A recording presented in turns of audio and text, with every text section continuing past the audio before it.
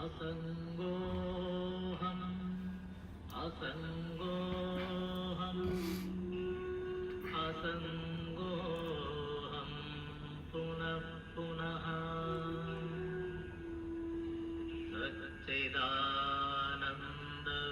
सच्चिदानन्दरूपोऽहम्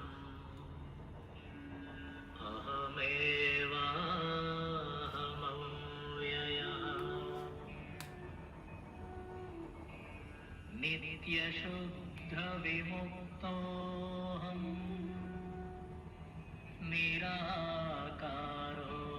निराकारोऽहमव्ययः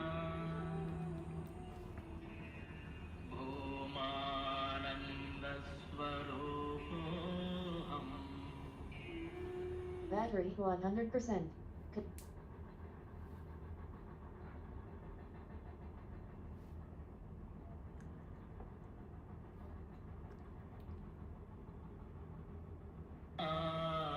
अहमव्ययः नित्योऽहं निरवध्योऽहं निराकारोऽहमच्युतः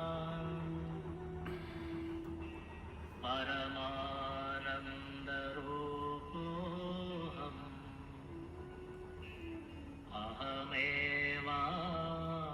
अहमेवाहमव्ययः शुद्धचैतन्यरूपोऽहम् आत्मा Battery to रामोऽहमेव 100%.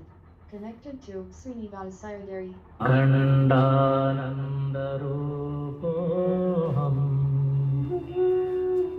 अहमेवाहमव्ययः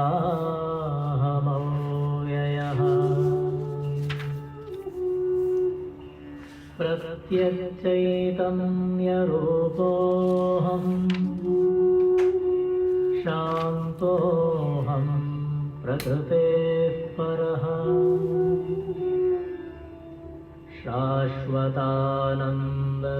शाश्वतानन्दरूपोऽहम् अहमेवाहमव्ययः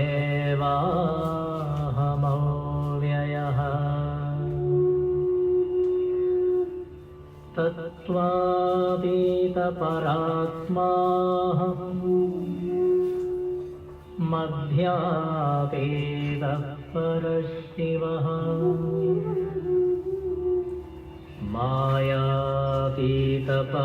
मायातीतपरञ्ज्योतिः अहमेवाहमव्ययः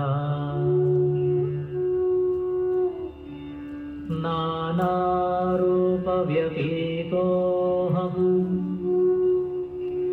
चिदाकारोऽहमच्युतः सुखरूपस्वरूपोऽहम्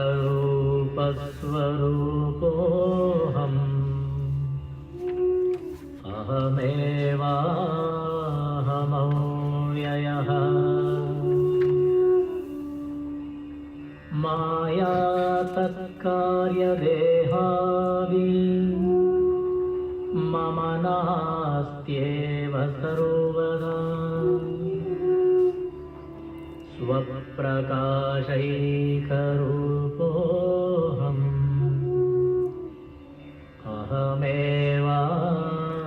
अहमेवाहमव्ययः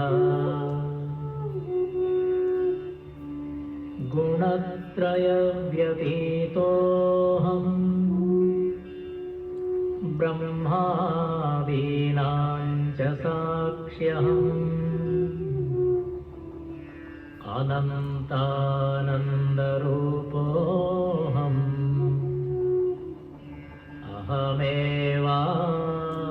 अहमेवाहमव्ययः अन्तर्ज्योतिस्वरूपोऽहम् कूटस्थः सर्वगोऽस्म्यहम् सर्वसाक्षिस्वरूपोऽहम्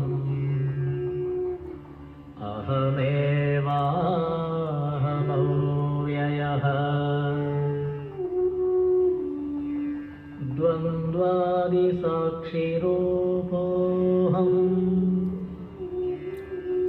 अचलोऽहं सनातनः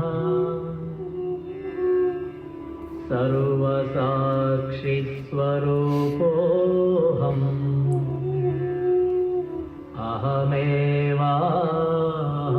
अहमेवाहमव्ययः प्रज्ञानघन एवाहम् विज्ञानघन एव च अकर्ताहम् अभोक्ताहम्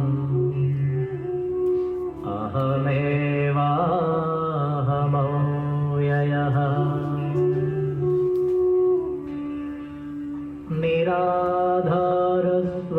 निराधारस्वरूपोऽहम्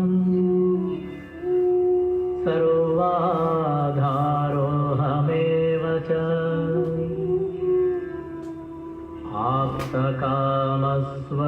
आप्तकामस्वरूपोऽहम्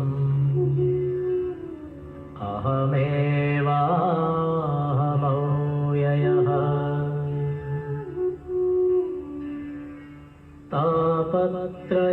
तापत्रयविनिर्मुक्तः देहत्रयविलक्षणः अवस्थात्रयसाक्ष्यस्मि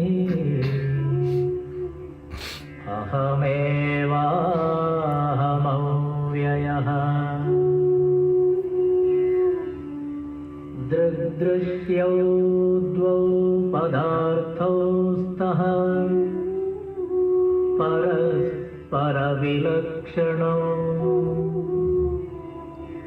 दृग्ब्रह्मदृश्यं मायेति सर्ववेदान्तडिण्डिमः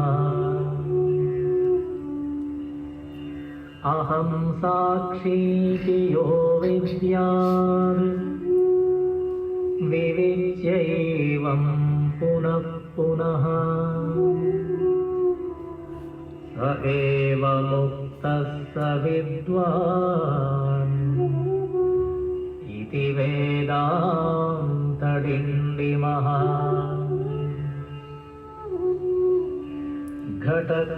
घटकुड्यादिकं सर्वं मृत्तिकामात्रमेव च तद्वद्ब्रह्म जगत्सर्वम् इति वेदान्तडिण्डिमः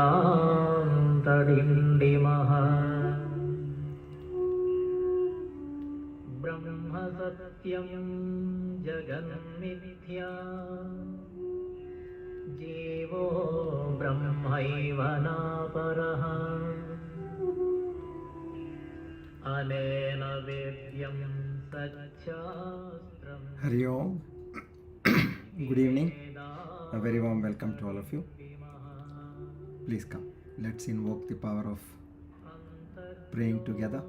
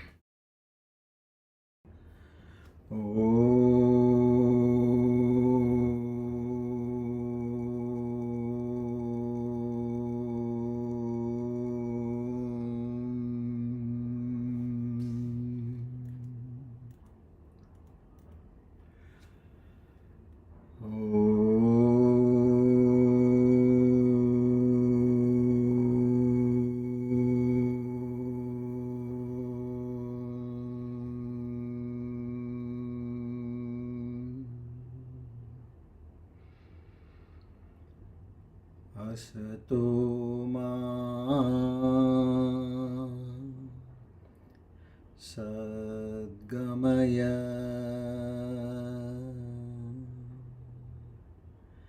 Tamaso ma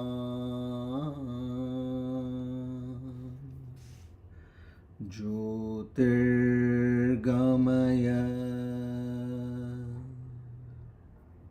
Mrityorma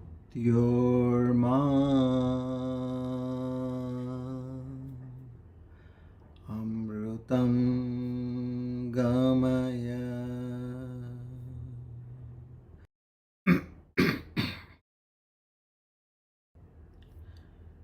Sahana Bhavatu Sahano Bhunaktu Sahaviryam Karavavahai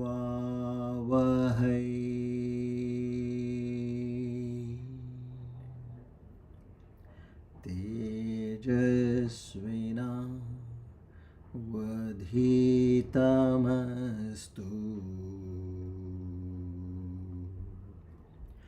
Ma Vidvishavahai.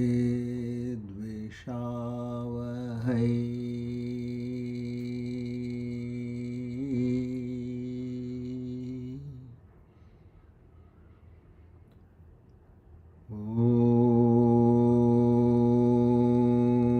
Shanti Shanti Shanti.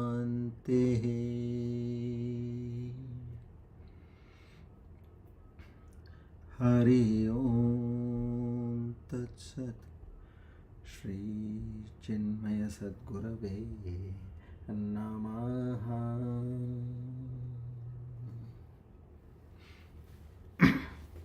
O Lord the Almighty, the omniscient, omnipotent, omnipresent, who also has the divine names Mahar Harha, Swabhavaha, to such a Supreme Almighty, together with Shraddha, Bhakti and Prapatti, we offer our humblemost salutations to seek your grace, your mercy, your blessings, your love, your benevolence, your forgiveness, your strength, your resilience. O Lord, bless us with the divine qualities such as Shraddha, Bhakti, Jnana, Vairagya, Prapatti and Mumukshutva. All these are only and only to understand thy true self. In this very life and in this very heart and soul.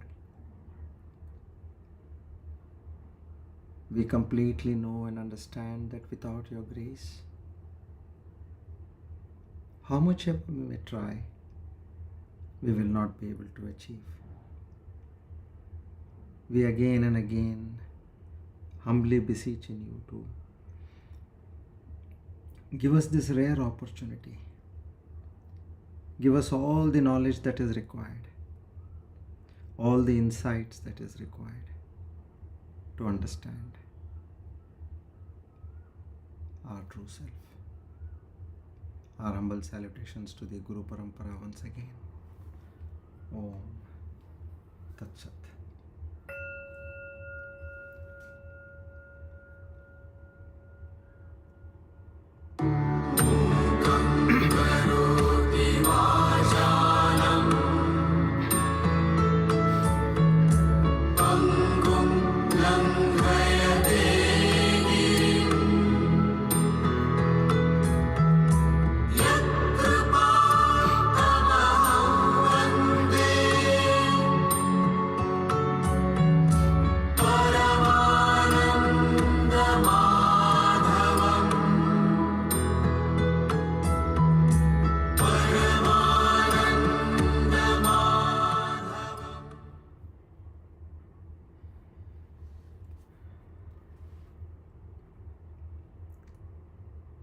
with the immense grace of the Almighty and the blessings of the Guru Parampara.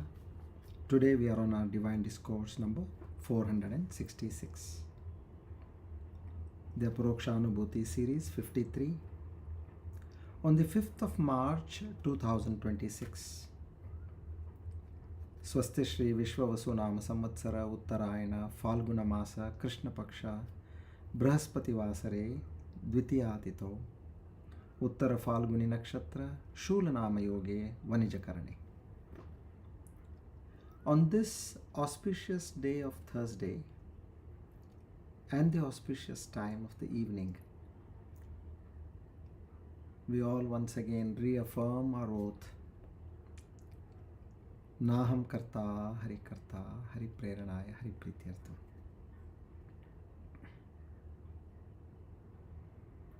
He alone is the supreme truth. And He alone is appearing as everything. May I realize this divine and supreme truth, which is the very purpose and goal of my life. Ishvara Krupa and Guru Parampara's Anugraha is what can take me to this goal. Our Sadar Pranams and salutations to the Guru Parampara. Om Tat Sat.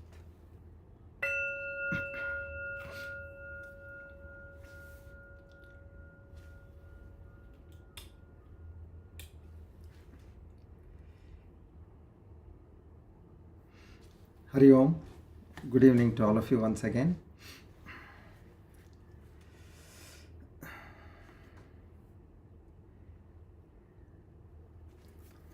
So today we have come to one of the kind of verses where Bhagavan Shankaracharya, he says, look, let me tell you very honestly, what you need to be and what you don't need to be. So, and he uses a word of mockery. See, these are very subtle instructions which the great masters are giving us. We are here not to become a Pandit. We are here to realize what is being taught. And coincidentally, I was always trying to find a way how I could explain and connect the dots. It was a sincere prayer. See, sometimes what happens is, say you get a pain in the leg, let's say, and you know where it is paining in the knee. Okay, this is one understanding you have got. But then if you ask to explain more, what can you explain? You can say it's paining in the knee, that's all. At best you may say it's paining in the front, it's paining at the back or on the whole knee, whatever it is. So, so my personal experience I'll share with you all, which was the following day of the moon eclipse, the Chandra Grahan. Okay, so after doing the Somaya Namaha, so I think something worked up in the mind and got some really good insights I'll share with you, and that is very well coinciding with today's Shloka 132. And I'm not going to rush on the shlokas. I'll be moving to the story because now the Brahma Vidya will be given, which is what we want to all get established in. So that will be given by Adishesha, which according in the story of Vrittasara. So we'll get to listen in the direct words. I'll be reading the book, the sentences from the Bhagavatam. So there is no dilution, no adulteration. And this way we'll move forward. So in verse 130, so today we'll be doing 132. What he said? Those who do not focus on what this creator is, or what is your true nature, or what is the connect between you and the creator. Those who do not strive for this are living like beasts. That's what we learned. See, all temple goers are not said to be spiritual seekers. They are going to ask something. But in that, who is the one who is going there to ask that I want Atma Vidya? I want enhancement in my Vairagya, Viveka Shakti, and in my Shama Adishat Sampatti, and in the Mumukshutva. If you are praying, going to temples and praying for this, that's the best prayer ever. Even Lord Krishna endorses that. So, anything other than this is supposed to be you are living a life of beast. Then in 131 he says, whoever has been able to establish themselves in this knowledge are indeed worthy and noble, he says. There is no doubt about it. And the more and more they develop this, they become more and more noble and worthy. So you can see the kind of a wave he is creating, like where he says this is important, this is required, and then in the next shloka he says that this will be your kind of status, because he knows the human mind. We all want to do something where there is fame and there is a kind of a recognition. So he slightly pitches in that angle. And then again in 132, now what he comes back and he gives a kind of a warning with a little bit of mockery.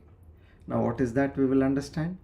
And this is where I'll be elaborating and telling you all my experience. And then we'll go to the story of the Vritrasura. Okay, come. So verse 132.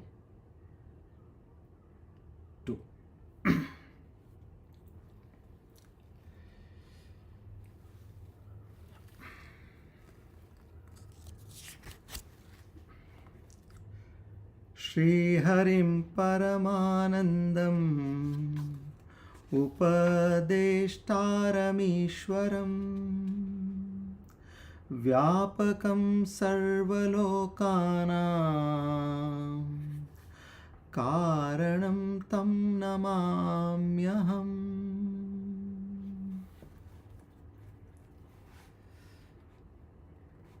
Yesham Vrittihi Samavriddha Paripakvacha Sa Punah Tavai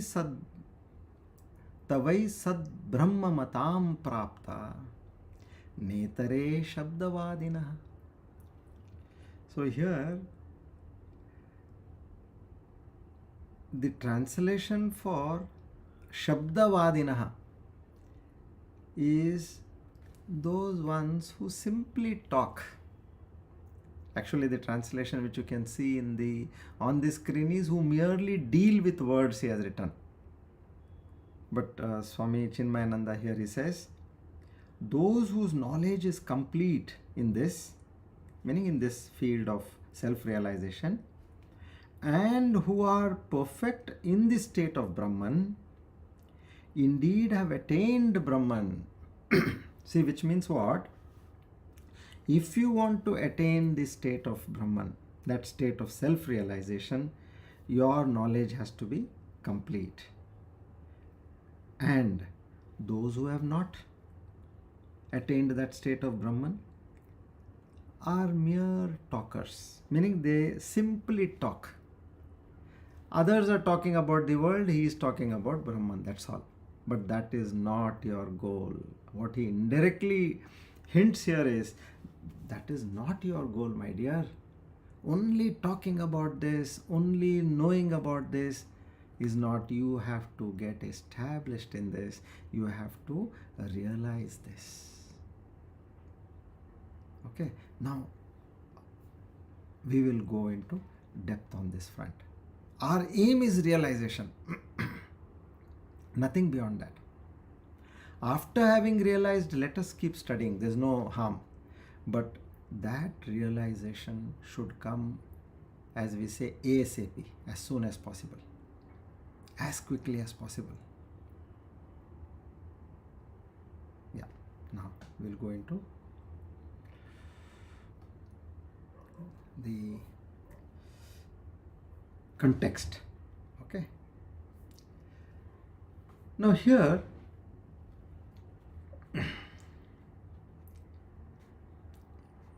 one lady, she was mentioning to Swami Chinmayananda, Gurudev, I have gone through the Gita 18 times. Meaning there are 18 chapters, so I have gone through Gita 18 times. She went and she told very proudly in front of him. Then Gurudev asked her, Amma, but how many times has the Gita gone through you? See, that is the difference. You might have gone through the Gita, 18 times, 50 times, 100 times, that is immaterial. But how many times has Gita gone through you? See, this may sound like a play of words, but there is enormous depth in this. This Aparoksha Anubhuthi, 144 shlokas. No, I want that self-realization. I want to get it. And if you say, I'm going to memorize all the 144 shlokas, you might have memorized it. But have you realized the essence of these shlokas? This is what comes as a key aspect for our learning.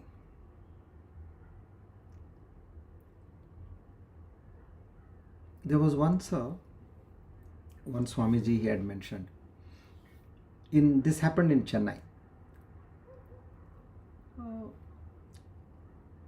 A discourse was going on the Brahma Sutras, and the person who was giving this discourse was in his early 80s,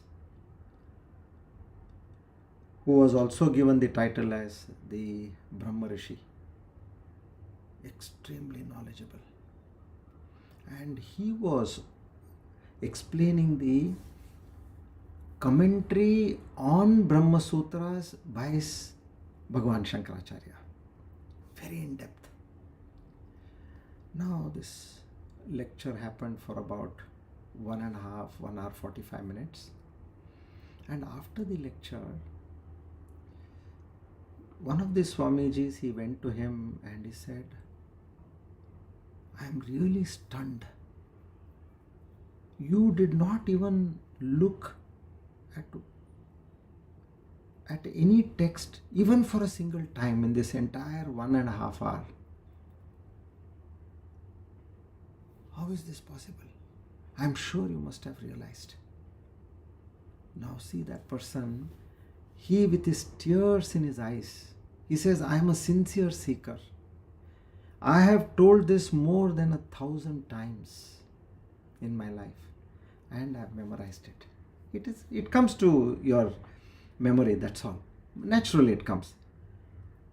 But I must say that I am still a genuine speaker because I have not experienced this reality. So this is what one has to have a breakthrough.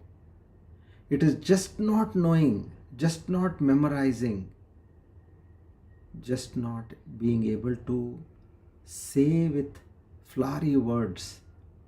But the point is, are you getting that insights, or are you getting to experience, maybe for short bits, a few seconds? This is the key to what Bhagavan Shankaracharya is saying is, see, it should be like so common or so casual to you. Like if somebody asks, what's your name? And my name is Srinivas. Now, when somebody asks, what is your name? Am I going to, wait a minute. What did you ask? You asked my name, right? My name is Srinivas. you don't have to think twice, or you don't have to give a pause. And not only saying that my name is Srinivas, I also am not going to keep memorizing this again and again, bringing it to my mind. My name is so and so, my name is so and so. If anybody asks, I should be able to tell. I should not refer to any book or to any source of understanding my name. So I keep repeating my name to myself, my name to myself. No. Why has this happened? Because I have been established in it. That is the meaning of being established. Subtly. How? Something which comes to you with ease, where you don't have to put that slightest of that additional effort. See, many times they ask you something and you give a pause and then you remember. There is a slight amount of effort put in. But just like you say your name without any effort, that should be the way we are experiencing the reality. And now don't think it is going to be a big task, because it is all about rewiring our brain. That's it. And here the good part, what we are learning in this particular Aparoksha Anubhuti is, in all the techniques, Bhagavan Shankaracharya is giving you that one and one only truth, that everything is Brahman. What is this whole world made of, or this whole creation made of? If you see, Desha Kala Vastu. Anywhere you go to take your mind, it should come into Desha Kala Vastu. I have made a slide, I'll show you that slide. Yeah, see. Dharana, Dhyana, Sama, Pratyahara. We have learnt in the Ashtanga Yoga, Pratyahara, Dharana and Dhyana. After this you reach the Samadhi. Pratyahara is the sixth one, Dharana is the seventh, Dhyana is the, fifth is Pratyahara, sixth is Dharana, Dhyana is seventh, and there the eighth is Samadhi. So why I have put it as in a different order is Desha Kala Vastu. Desha. Desha means space. Where should I practice this? Everywhere. See Brahman everywhere. And at what time? Kala. All the time. That is Dhyana. See Brahman all the time. And in what Vastu do I see? Okay, when I am seeing humans, or when I am seeing an idol in a temple, in that Vastu, do I see Brahman? It says Brahman, see Pratyahara is in every object. Meaning allow your mind to go wherever it goes. But see Brahman over there. Whatever be the time, see Brahman all the time. Wherever you are, see Brahman everywhere. So these are simple practices. Now what happens in Ashtanga Yoga is, there the catch for us is, you have to sit in a decent place and in a relaxed position. Need not be a Padmasana or anything like that. In a relaxed position and quiet place. Close your eyes and focus on your breath. Maintain that silence outside and inside,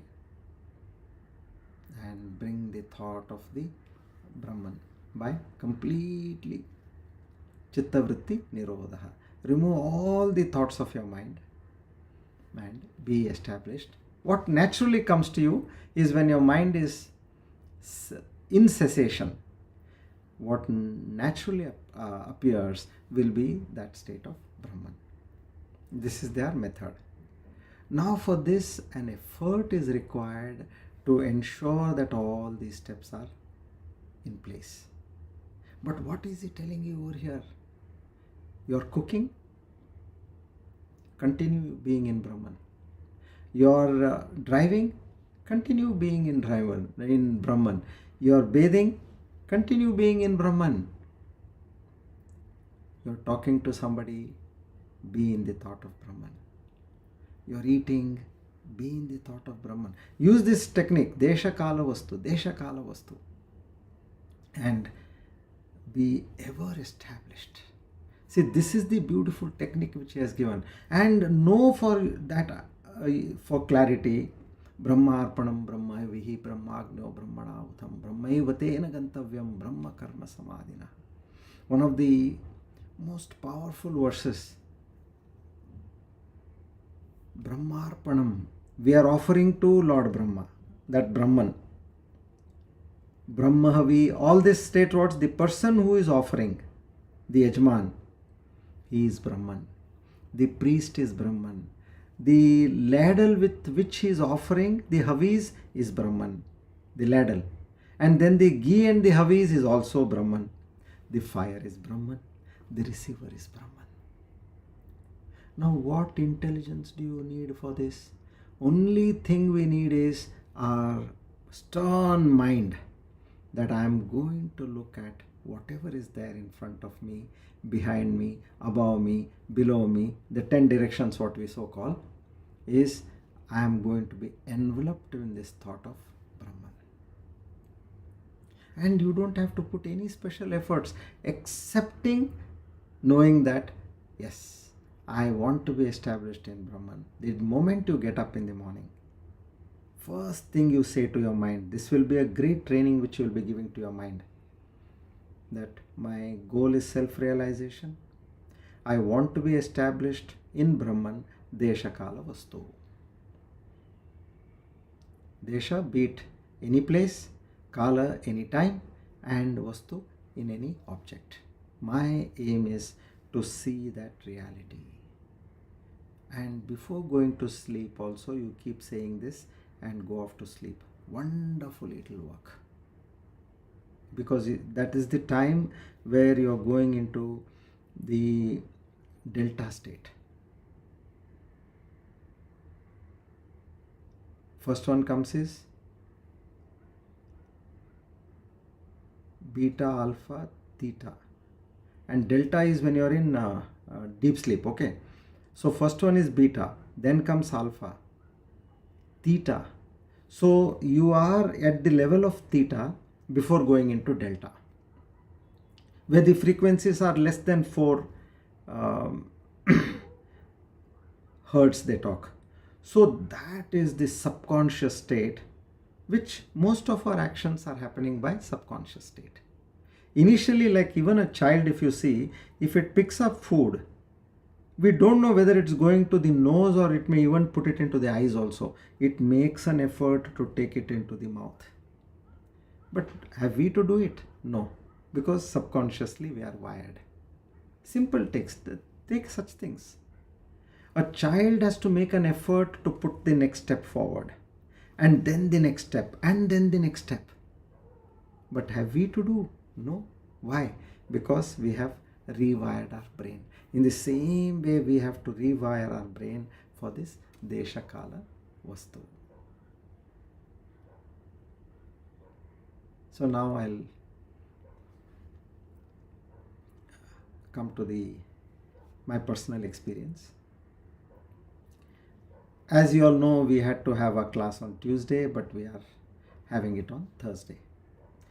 Incidentally and apparently, one of a very important court hearing in Hyderabad was scheduled for the 4th, that is yesterday. And we had decided that we'll meet on the 3rd in Hyderabad so that we can have a pre-meeting in terms of how we are going to address our matter on the next day. And that was scheduled for 6 o'clock.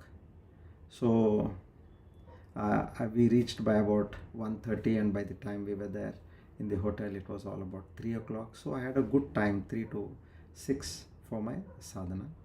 Of course, all along the way also I was able to do whatever I could. This time the difference was we had incorporated Somaya Namaha. I had sent a message on this Imbibe group at about 6:30 in the early morning. What should be our sadhana for the Grahan, the Chandra Grahan? So, all along we are trying to tell our mind. What we were using, the technique was the Yoga Vashishta technique, where we used to tell the mind, oh mind, whatever you can think of, I am not interested. That is what we have been learned, right? So, we just said, don't speak to me. I am not interested in what you are thinking. See, now the mind has known that, oh, you have become sadhu, sattvic mind. And it wants to tell you, no, don't worry. I'll talk to you about the scriptures, the Puranas, and about God and all this. But again, you tell the mind again, I am interested in something that will... Why do you say I am interested in something? Because then the mind knows that it has a job to do. Otherwise, it will go off to sleep.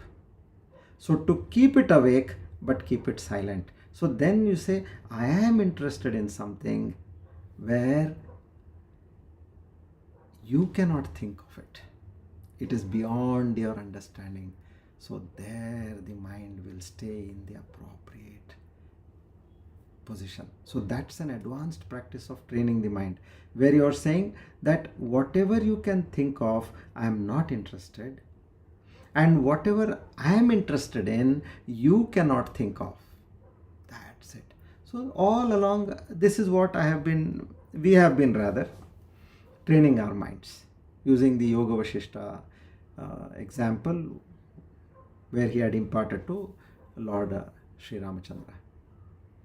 Now, yesterday, I don't know from where and how the thought came, this Somaya Namaha came about Chandra Grahan, Chandra Grahan, Somaya Namaha, meaning moon is nothing but the mind, Adipati of the mind, and we are not telling or instructing. So far it was instructing the mind. Yes, on the third we were praying to the mind. Oh mind, it's a prayer to you. It's not a submission or a request or an instruction. We are literally praying to you that you move away from the Jivatma and the Paramatma. You have come in between. I know that. The Puranas have very clearly told it is just the mind that which is in between. So if you can move a little aside, I'll be able to see properly. See, many a times it happens in the theater, somebody who is very tall is sitting in front of you, and like half the screen is gone. So there what you see, you try to see if you can request him to come to this side. It happens in the temples also. Somebody very tall is standing in front of you and you're gone. So here mind is obstructing what I want to see. So yesterday after praying, then it was feeling meaning I could see the difference. Suddenly the thoughts of how I can equate my waking to a dream. In fact, that is the title of today. The waking state is nothing but a dream state. So, okay, now we'll go into, I have connected the dots and I'll explain to you how these thoughts started coming in and where we need to make changes in our sadhana and on what you have to focus more that you see for yourself. Okay, now, to understand the context, on waking, dream becomes an illusion. Very clear about this. You laugh at it. Okay. If there was a problem, you say, oh my God, thanks, it was a dream. And if it was something nice, you just give a smirk or a smile and you remove it. Okay. This we have understood. Now, how could you come to this conclusion with so much of conviction? Because whatever we experienced in the dream, we know for sure that it was in the mind. My mind orchestrated it. My mind created it, my mind structured it. And so we easily, we agree to it and say it was an illusion because it was all in my mind. Now here one aspect we need to understand. An ordinary person has no great conviction of the fact that the mind is also in consciousness. I'm mentioning to you, you keep it aside. We are up to the state of the mind, let us be there. Yes, my mind created, there was nothing actually there, and we nullified the whole thing. Now, from the waking state, from dream you have come to waking, you nullified the entire dream. Now, how do I nullify my waking state? How do I make it nothing more than a dream? Now, this is where we need to connect to the dots. And what happens when you cross the waking state? And when does that happen? When the awakening happens. What is this awakening? So, there are some other aspects also to this. To an awakened person or a self-realized person, the Upanishads, the Shastras, they very clearly say that there is no sadness, no happiness also, no pain, no pleasure, no gain, no loss, no insult, no praise. No, nothing affects him. How is this possible? Now don't think that, this person, he doesn't have happiness. I understand there is no pain, but there is no happiness also. What is the point? He is always in bliss, Paramananda. Because there is a state of kritakrityata, praptasya prapti, jnatasya jnata. This is the state. Meaning what? There, kritakrityata. He has done everything that needs to be done. Imagine there are parents where they have children who are yet to be married, or they have still not conceived, and that the job of further offspring, grandchildren is still there, and there are so many other jobs which are yet to be done. That is meaning what? There are things which are yet to be done, and those tasks will not allow you to be in peace. But think of a person who has done everything. He has got nothing on his list. You have gone for shopping, let's say, and 3-4 friends have all gone together, and everybody is doing as per their own list, and they decide, as you are through, you please call us and then we'll meet up again. But till then, let's keep doing our go by the task list. Now the one who has finished everything, he or she is absolutely comfortable. How? For that small moment I'm saying, because he or she has finished their tasks. Praptasya prapti means he has got all what he wanted to get in life. There is nothing more that he wants. See, this is a big achievement. And jnatasya jnata means he knows all that needs to be known. Imagine there are 3-4 friends talking amongst each other, and you came a little late. They are in the midst of some talk, and in that talk they are saying, I already told you, a few minutes ago I told you, and then yesterday also we discussed, I told you.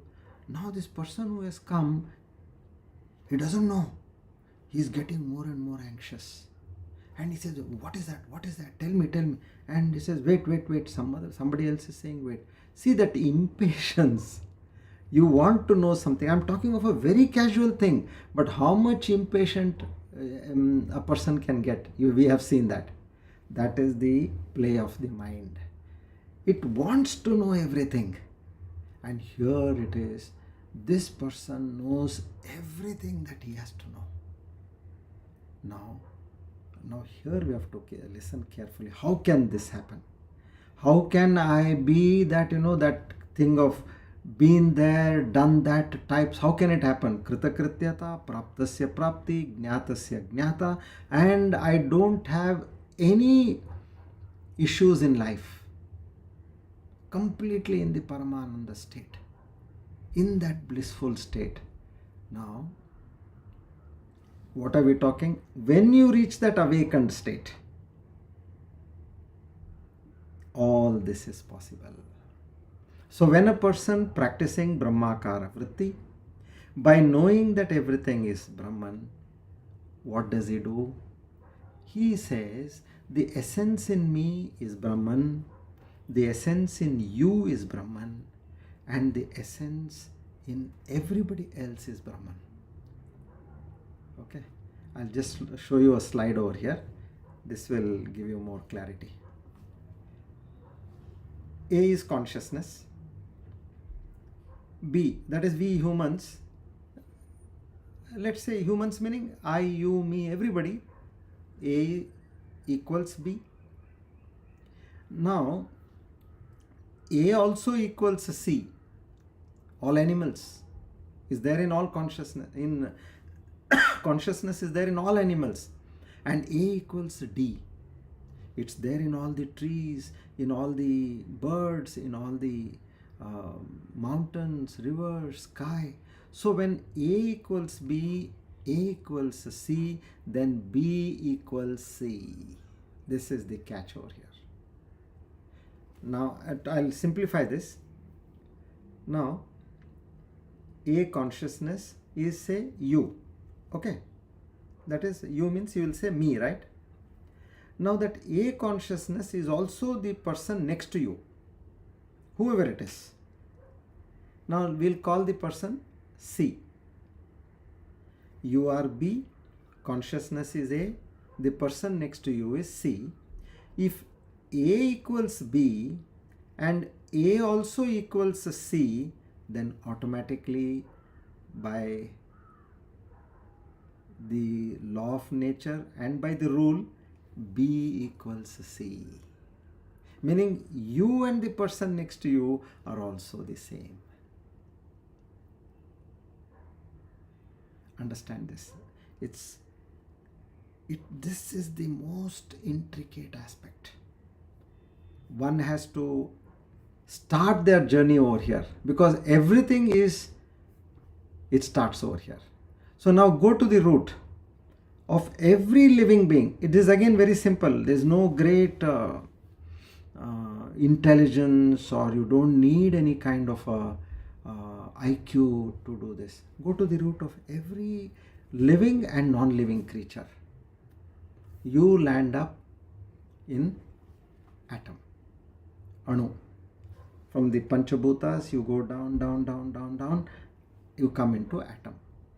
And then you go to the quarks, the superstrings, electrons, neutrons, protons, and finally what you are getting by science, go by science, you get the God particle. Now look at how the whole creation on this planet has happened. First let's take only the planet. What has happened in all the species on this planet? And look at the entire universe, the variety, the magnitude in creation, the precision, the detailing, the intelligence. So we call what? Cosmos. Cosmos in French means order. That which is moving in order. Everything is moving in order. Now the Creator, who is He? Ask a question. Who is He? We have already discussed the FEV, frequency, energy and vibration. Now here is the key. Now normally what happens is we get mixed up with the deities. The deities are nothing but the avatars of this FEV from time to time who have come with superpowers. Now how can that happen? I'll show you. I've made different slides of how in creation there is a huge parity, disparity and a gap in terms of this creation. It is that energy, frequency and vibration which is playing the entire game over here. It is not that one person, just to understand, we have, yes, the avatars are there with those superpowers, they have been born. Just like you see in human beings also. Don't you see the huge gap? be it in terms of physical strength, or in terms of intelligence, or in terms of some knowledge in a particular field. We have seen that gap, but here the avatars are much higher. So that frequency, energy and vibration has taken different molds. Okay, so now in this variety, if you see everything as that Brahman who has designed, ordained, and who has made everything to work in a particular way, now where there are ignorant, they are realized, amongst this entire creation, there is another escape route for the created. There is only one escape route for the created. Now there are so much which has been created. The entire universe is created, okay?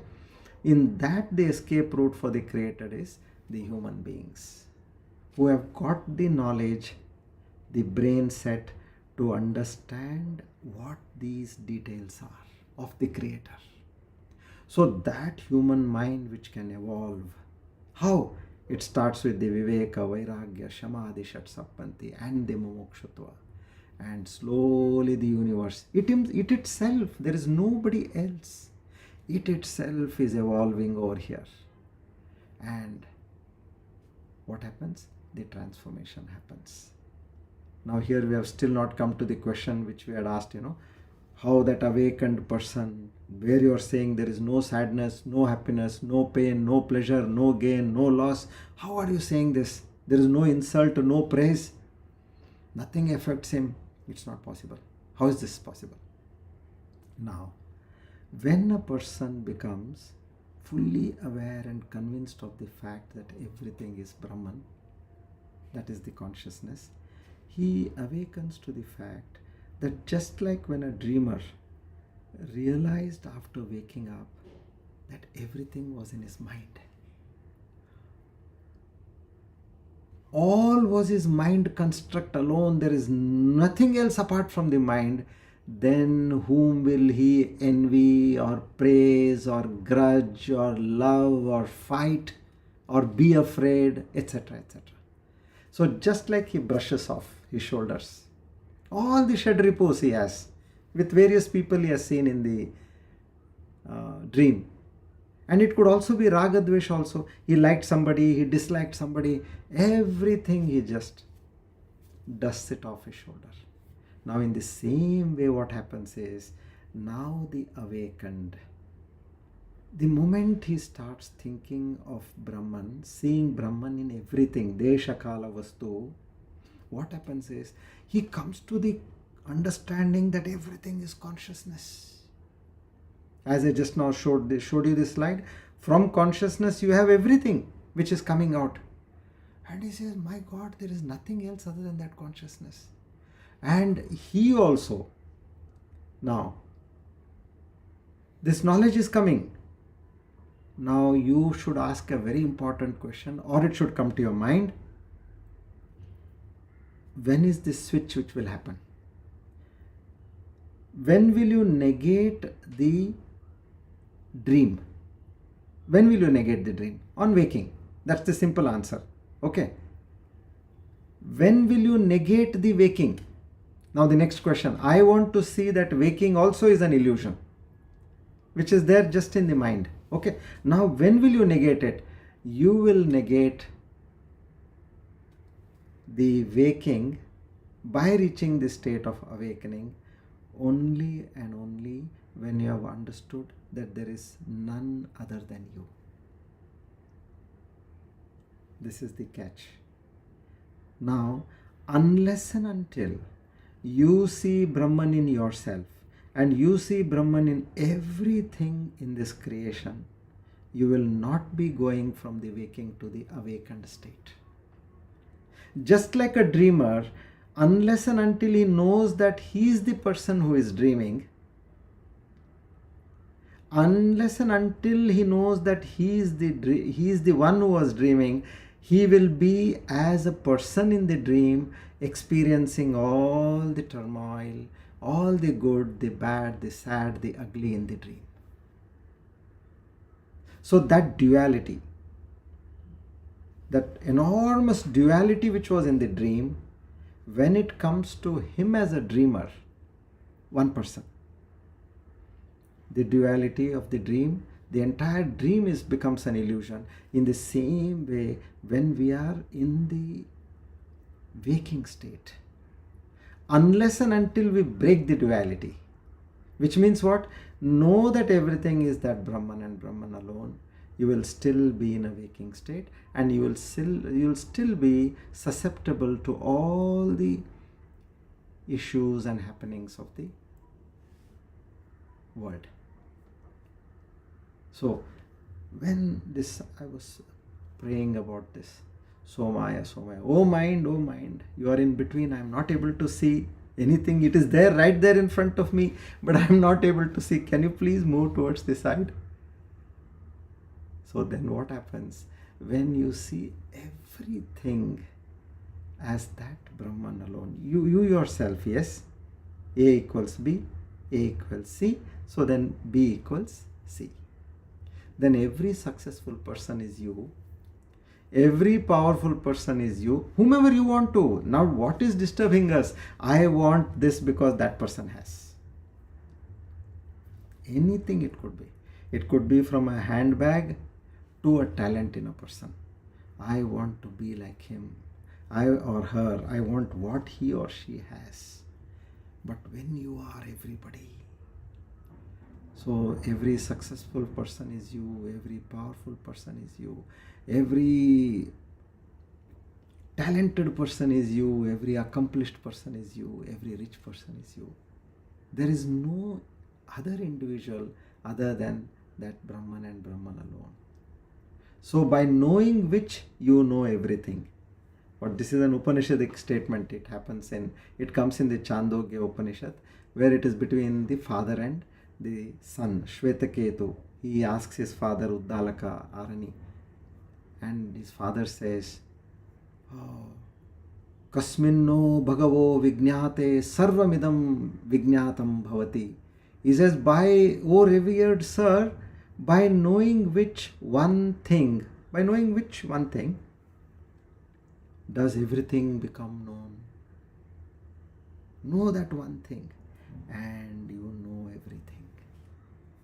See now, okay, this is about what we heard in terms of about the mind becoming Brahman and trying to relate to Brahman and others. I'll just give you another scientific angle to this. There is one German writer and positive psychologist. Her name is Emily Smith. She comes from the Harvard University, if I remember right. Now what she says is, she gives two German terms, Schadenfreude and Freudenfreude. What does this mean?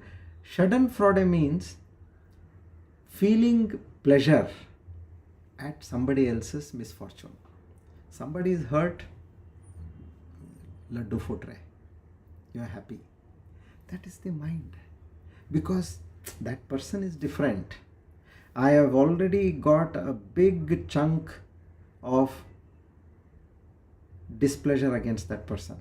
Now when anything goes wrong against that person, you are a happy person. That is a Schadenfreude. And what is Freudenfreude? She says, Freuden means joy. Again, Freude means joy. Meaning feeling genuine happiness at another person's success or joy. This is just the opposite of envy. Now see, apply these theories now. A mind can be trained, or it is how you have trained your mind, because you have always behaved that way. If you have not observed your mind, so the mind by its own construct, what does it do? It goes to the lower levels of your nature, which is the tamasic and the rajasic nature. If somebody is hurt, then there is a slight kind of a joy coming in. Now we have not observed. Unless and until you observe and you tell your mind, nonsense, what are you saying? Better sit and pray now for that person. That person might not have asked you, but you came to know, pray. and slowly you will see you're uplifting your mind. So this feeling, genuine feeling that I see that joy because that person got joy in his or her life. So that way you have to train your mind that there is no other buddy. There is only one buddy, and that is that you and that Brahman alone. So in this way we have to understand how we can train our mind and come into that state. It is, as I told you, the click is from waking to awakening is just like the dreamer stops seeing a duality which he was seeing in the dream, and he knows that there is only one person and that is me who is dreaming. Here also you should come to the fact that there is no other person in this entire creation. It is, instead of saying me and me alone, say that consciousness in me is the consciousness in everybody. Then that whole waking becomes like a dream instead of, it is just that there it was the mind, here your knowledge is about consciousness. For a dream you said it was in my mind, but here you are saying everything is happening in that consciousness. That consciousness which is in me is in everybody what I see other than me. So this is not different from that. The moment you are established in this truth, your awakening has happened. Till then, whatever we do, till the duality is there, you are undergoing that dream world. There will be joy, there will be a sorrow, there will be pain, there will be displeasure, there will be loss, there will be gain. All those will be happening when there is the other. But when you come to the dreamer, there is only one person. Here you come to the awakened state, being established in consciousness that everything is consciousness and consciousness alone, then you are sorted. Now, a question comes to us. See, we started from the frequency, the FEV, frequency, energy, vibration. Those three powers of the universe are becoming all this. How can it be possible? And do you think that this creation can create on these lines? So here I have taken some a case study of various species, like say of animals, of birds, of fishes, to show what is the variety in creation, which you can also expand and see. I'll just take you, I've made some slides, we'll go through them. So you'll get an idea that yes, creation has got the power. It can do anything what it wants. Okay, so now we start with the animals. Now what is this?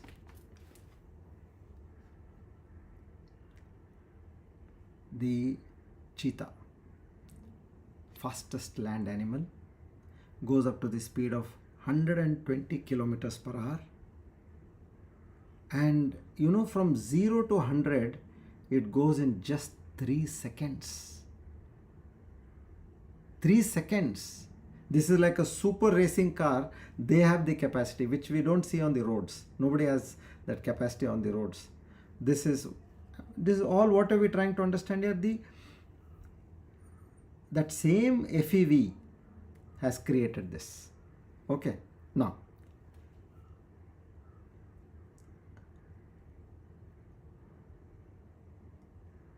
next one, blue whale. Now this is the largest creature ever to live on this earth. The length is about 30 meters, which means 100 feet, and it weighs close to 200 tons.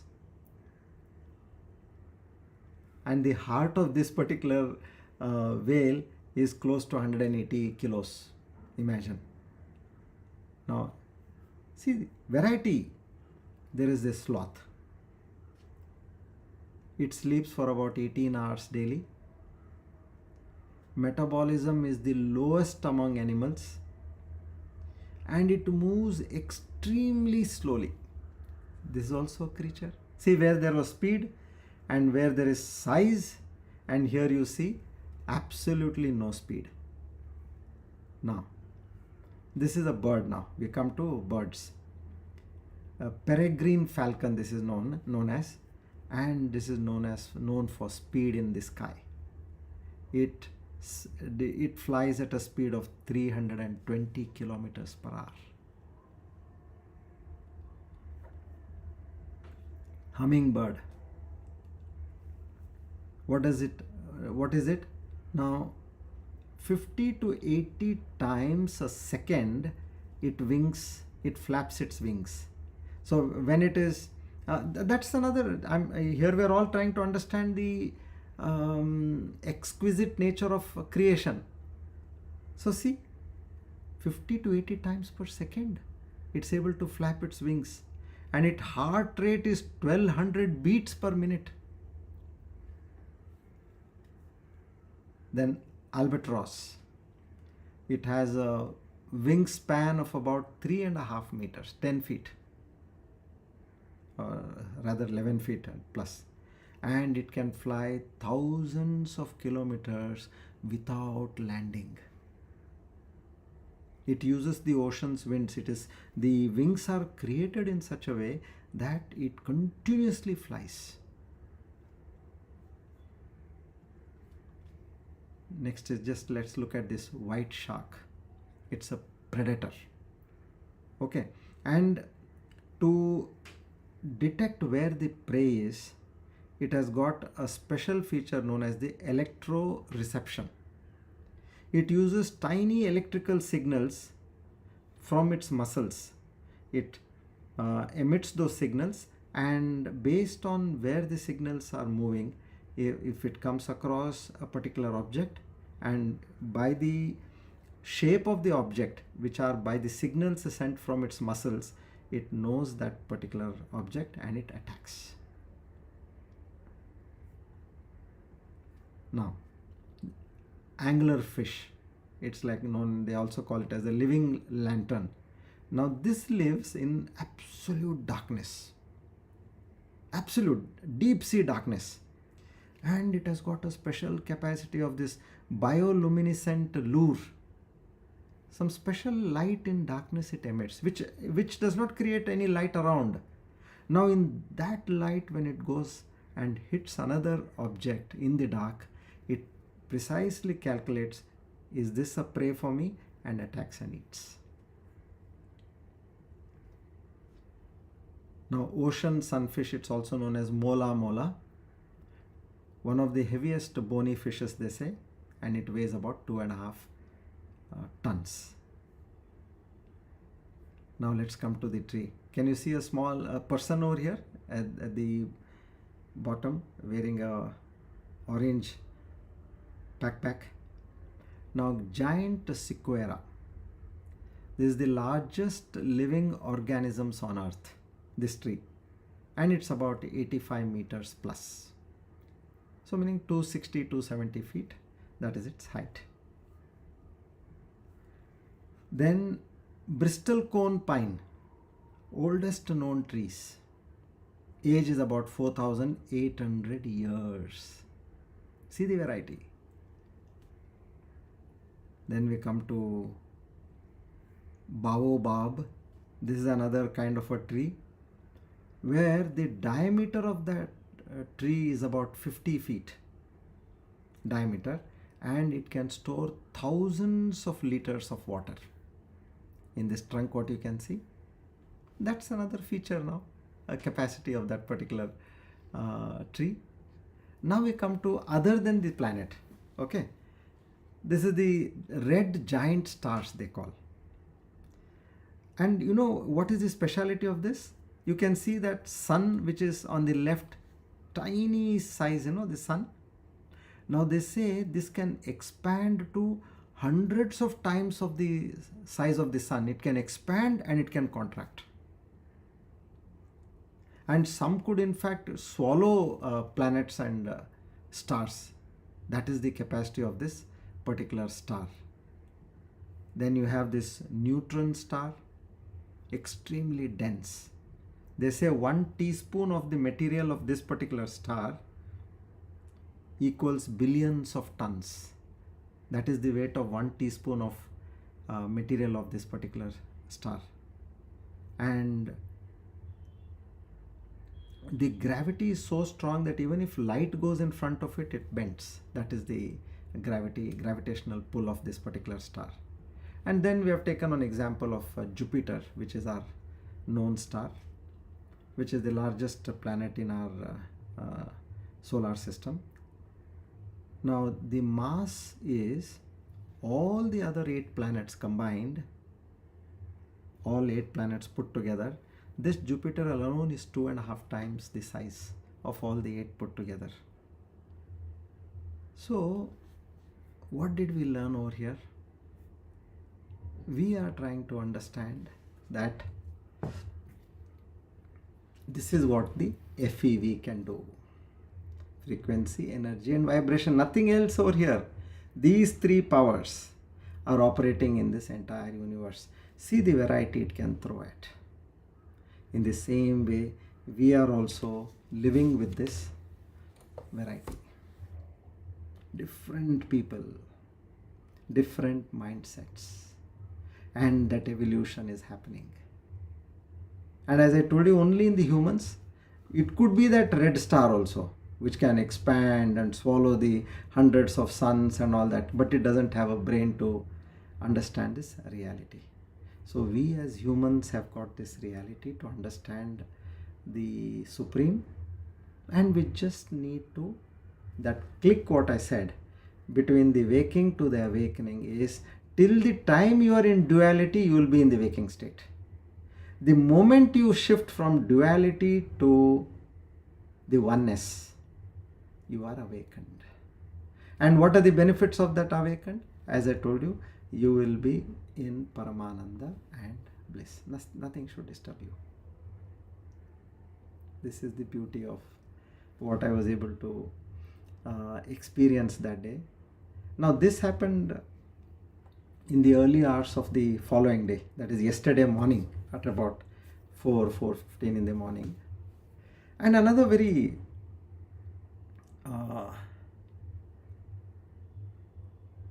it was a kind of an experience where,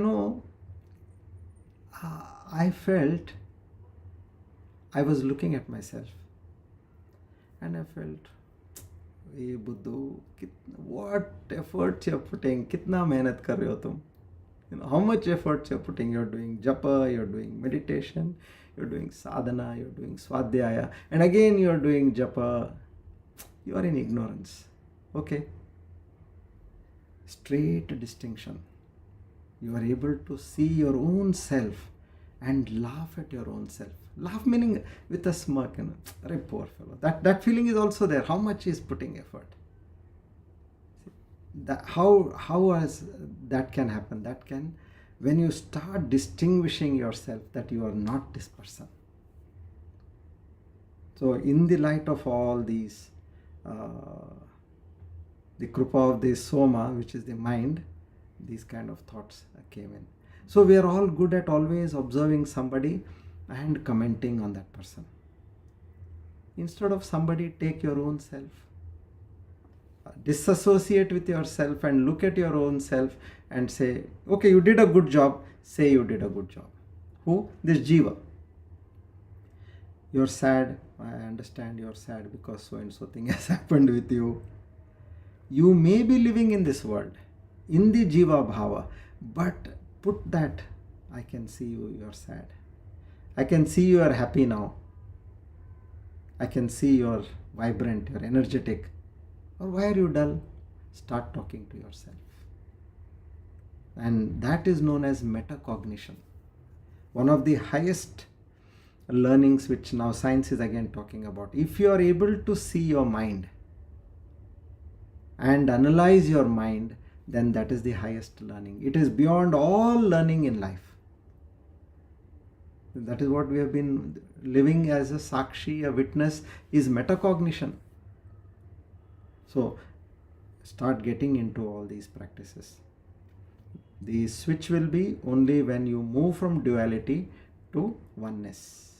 And that oneness is by seeing that consciousness in everything in and around you. You have reached where you want to reach. Okay, so we'll again take one importance of eyes. Last time we did the ears, we'll just take one more importance. Okay, come. So eyes, okay.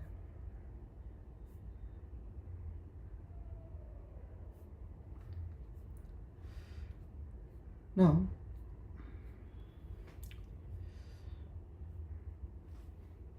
let's say you're seeing a red flower, a hibiscus or a red rose.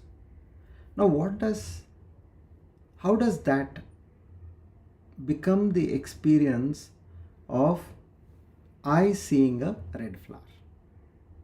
Now here this will help you a lot to understand how do I associate with that consciousness. Now go by this carefully. Right, the light reflects on the object, otherwise you can't see. If there is darkness, you cannot see. The reason being, now what we are going to see, when the right light, it reflects from the object, which means the sunlight or any form of light, it falls on the flower. The flower reflects the light, especially the red part of the spectrum, and this reflected light, it enters your eyes. Clear? Now, the light which has entered your eye, where it is, you have cornea and the lenses. The cornea is the outside clear dome of your eye that bends the light inward. It goes, now I'm talking all science, it goes inside. What? The light from your cornea. And then there is a small lens on the cornea. It focuses sharply on the retina. Please know, you are saying my eyes. Nothing is yours over here. You yourself is not there. We have to come out of that. That's the reason we are trying to understand. And more importantly, where exactly the consciousness is playing the role over here. So that's why I'm taking you through all these parts of the body. Cornea, lens focuses sharply on the retina, which is like a screen at the back of your eye. Now the image is falling upside down at this stage. Okay. Now what happens? The retina converts that light. So far light is coming. Here at the stage of the retina, the light is converted into electrical signals. How does it do that? It has got a photoreceptor cells. This retina has got photoreceptor cells, and they are known as rods for night dim vision and cones for color and details. See, so much. This is what this FEV is doing, creation. Now these cells convert the light image into electrical signal. We just say seeing. See, now when these cells have converted the light into electrical signal, now the electrical signal go through the optic nerve. There is a nerve from here to the vision center of the brain, because every sense organ has got a center. Okay, like as you have different offices for different jobs. For home ministry you have a different office, for resources you have different, for finance you have different, that way. Now for the senses, now the signals go from the optic nerve to the brain. They are electrical signals, as we understood. Now via the optic nerve, as it goes to the visual cortex in the occipital lobe of the brain, which is at the back of your head. Now see what happens. The brain flips the image right side up. All happening in fraction of seconds. Now it compares it with memory and recognition patterns. Immediately it shows you, it correlates with the brain and it identifies, this is a red rose and its name is hibiscus. with all the memory of the red hibiscus flowers you had seen earlier, you will say, this is the best I have seen. How? In terms of the size, in terms of the depth of the color, in terms of the shoot which you can see. Now, how did it happen? It is interrelating with the memory. Now, what do you say? You say, I saw a red flower, hibiscus. But now our question is, okay, we understood how this whole body is created, eye is created, brain is created, fine. But tell me, where is the experience happening? Where is this actual flower experience coming? The flower is outside, but the experience is happening inside my awareness. There is no flower inside me, or inside even the eye also. So this is where exactly we have to understand. The actual seeing does not happen in the eyes, and it also does not happen in the brain, because they are only electrical impulses. The eyes are just instruments, the brain is the processor. But the experience, I see the red flower, happens in the consciousness. Now you want to know where the consciousness is, right? This is where it is. Every time you see, and when you say, I see, now you know that consciousness is seeing. I listen, consciousness is listening. The object is outside. The light brings the object into the eye. The eye and the brain form a process and a form and a color. But the knowing is happening as a conscious experience only in the self. Now the dead also have got eyes. Don't you see them donating the eyes? Which means they are working. But why is that the dead person is not able to see? Because that awareness, consciousness is not there. So consciousness is not in the eye is in consciousness. Just like a camera, it can capture a photo, but it cannot know what it is. In the same way, the self alone knows and experiences. So the moment we have an experience, shift our attention from the I factor to the consciousness factor. That's all what we have to do.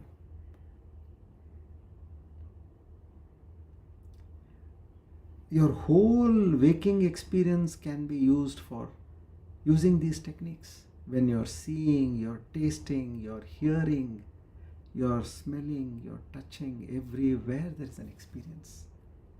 Know that every experience, pratibodha viditam matam amrutatva vindyate. Every experience is spraying the consciousness. You don't have to look around for that. You have to just know. So this light source, that what it gave, it provided light. Now that object, flower, it just reflected the light. The eye, the cornea, the lens, they focused that light into the retina. Then you have the retina, the rods and cones, they converted the light into the electrical signals. And then the optic nerve, it carried the signals to the brain. See, so much function happened. Visual cortex, it interpreted the image. But finally the experience, that awareness showed you the experience. Even today science doesn't know how this is happening. Everything, electrical signal, neural from the optic nerve or auditory nerve, depending on what sense it is, goes to the center, and there you get the experience. I see, I hear, I taste. So the eyes don't see, the brain doesn't experience, only consciousness, the real you, knows and illuminates the seeing. This is, know that you are not the seer. It is that consciousness in me, in everybody. See, a cat is seeing, a dog is seeing, a pig is seeing, a human is seeing, a fish is seeing, a bird is seeing. These are all not which is seeing. that consciousness alone in all this is seeing. So there is only one which is seeing. The moment we get established in this one, you have awakened. The duality goes and the reality or oneness remains. Shri Krishna Arpanamastu. Come, let's do something of this Vrittasura, because it's quite interesting now at this point. Okay. Few minutes. No, last time we saw Narada said, I will teach you a mantra from the Upanishads. After reading it for a week, you will see Lord Adishesha. You will then shed this sense of duality. See, the same subject is talking over here. This is the mercy of the Lord. How things correlate and they come together, fall in place, time to time, how this reckoning happens. So you will shed this sense of duality and reach this state which all emancipated souls have reached. Till here we heard last time. Now, with his yogic power, Narada made them see the dead prince. Everybody was sitting there. He used his power and he said, now you see the dead prince. That small child, baby. He spoke to him and said, I greet you. You are the soul of the dead prince. Look on these kinsmen of yours, all your relatives, your parents, your family, relatives. Your father and mother and others are grieving because you have left them. Please return to the body which you have abandoned. Accept the wealth and the kingdom which your father is eager to give you. Be seated on the throne and make them all happy. An offer he gives to the dead prince. Now the soul spoke. It's no more the dead prince as a baby. It's a soul, Jivatma. The divine soul, because of its getting involved in karma, is born in this world as child of a man, a bird, or a beast. When considered in that respect, everyone who has been born in this world has at some time or other been the son or father or mother of someone else, or relation of a friend or enemy. Like gold and other commodities which are bought and sold, which change hands constantly, even so the soul passes from body to body, from one father to another. This relationship is transient and unreal. As long as there is this relationship, so long does the word mine exist. But the Atman, though enclosed in a human body, does not have this delusion. Only the Atman has the delusion. Sorry, the Jiva, the mind has the delusion. The Atman does not have this delusion. It is only when there is involvement that pain arises. It is like a bar of gold. Consider a bar of gold. It is today placed in a box which belongs to a miser. He has stored it in a box and hidden it somewhere. Yesterday it was in the strong box of a goldsmith from where he bought. Years later it will be probably in the treasury of the king. Who knows? Each of them will say that the gold is in the box. As long as it was in the goldsmith's box, or in that of the miser, or in that of the king, they will say it was in the box. But they do not realize that the gold does not belong to the box, nor to the owner of the box. Even so, the Atman has no attachments, and so no pain. Nor does it experience any pleasure. It does not grieve when parted from the body which was till then holding it. Thus spoke the soul of the dead child and disappeared from the sight of all of them. It didn't even say, hi, bye, I'm taking your leave. No. It just disappeared. It said what it has to say and it went off. Amazed at the spectacle conjured up before them, And by the words of the dead prince, the people were rid of their sorrow and were able to comfort themselves. The chain of bondage was snapped and they did not have any more pain. They then performed the funeral rites for the prince, or rather the dead body, we can say. The stepmothers, repentant now, took up vratas to rid themselves of the sin they had committed.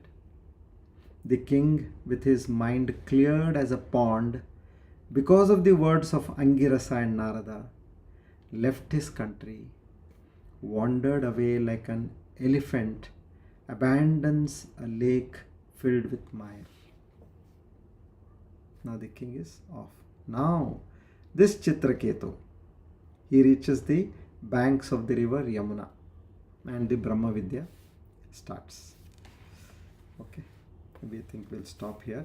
Now after getting the Brahma Vidya, then the final, we have another totally 4 pages where we get to know who this originally was, Vritrasura, and how did he become a demon. So far now we know he is Chitraketu. Okay, now from here what his journey is, to what state he reaches, because here we're talking he's going to get Brahma Vidya now. And then further what happened, what curse was, what curse did he get, and what all happens, we'll see in the next session. Okay.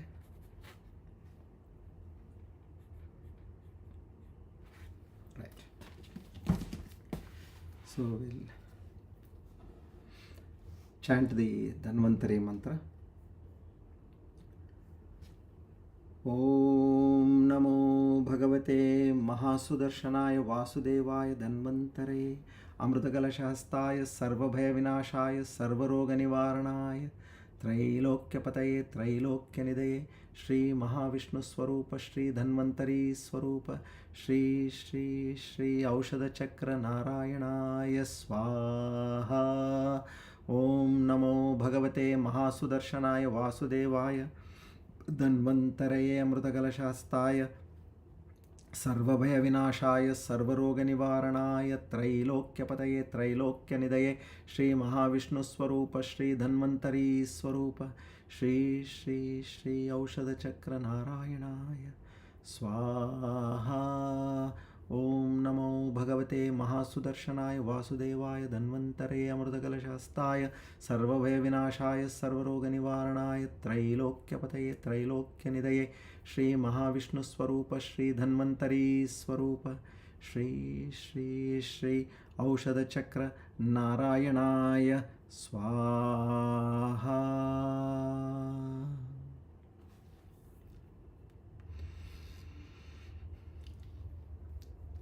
Om Purnamada Purnamidam Purnat Purnamudachyate Purnasya Purnamadaya Purnameva Vashishyate. Om Shanti Shanti Shanti. Hari Om Tat Sat. Shri Chinmaya Sadgurave Namaha.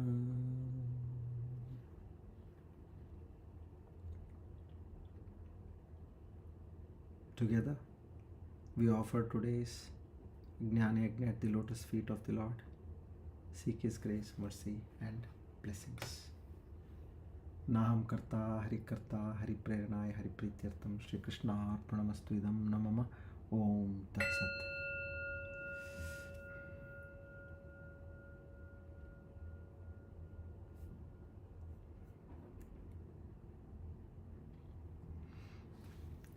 Hari Om. So we, God willing, meet next Tuesday and we take it further. Thank you. Hari Om.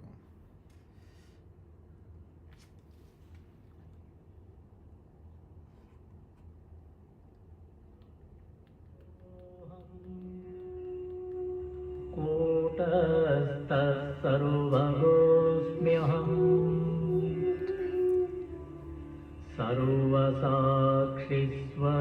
सर्वसाक्षिस्वरूपोऽहम्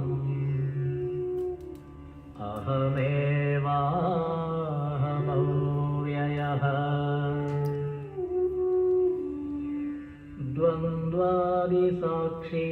द्वन्द्वादिसाक्षिरूपोऽहम् अचलोऽहं सनातनः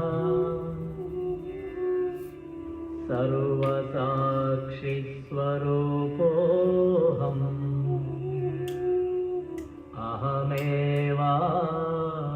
अहमेवाहमव्ययः प्रज्ञानघन एवाहम् विज्ञानघन एव च अकर्ताहम् अभोक्ताहम्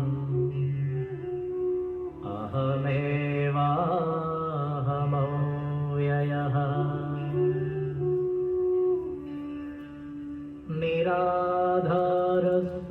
निराधारस्वरूपोऽहम् सर्वाधारोऽहमेव च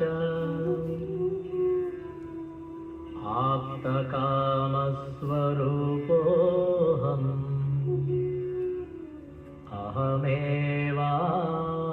अहमेवाहमव्ययः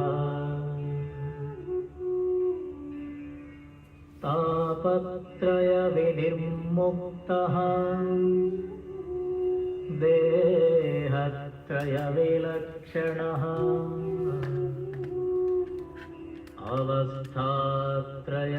अवस्थात्रयसाक्ष्यस्मि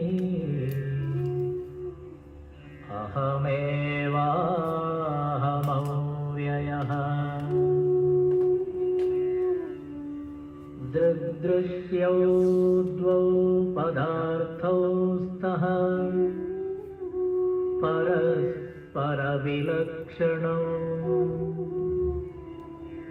दृग्ब्रह्मदृश्यं मायेति सर्ववेदान्तडिण्डिमः अहं साक्षीति यो विद्यात् विविच्यैवं पुनः पुनः स एव मुक्तः स विद्वान् इति वेदान्तडिण्डिमः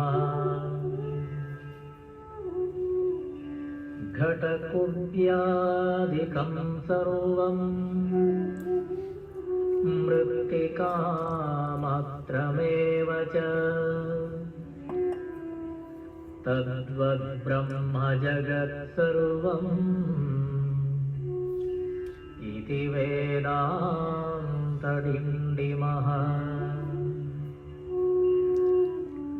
ब्रह्म सत्यं जगन्मिथ्या जीवो ब्रह्मैव नापरः अनेन वेद्यं सच्छास्त्रम् इति वेदान्तडिण्डिमः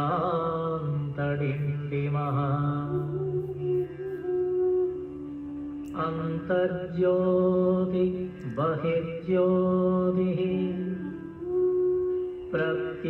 प्रत्यग्ज्योतिः परात्परः ज्योतिज्योति स्वयं ज्योतिः आत्मज्योतिशिवोऽस्म्यहम् ज्योतिज्योति स्वयं ज्योतिः आत्मज्योतिः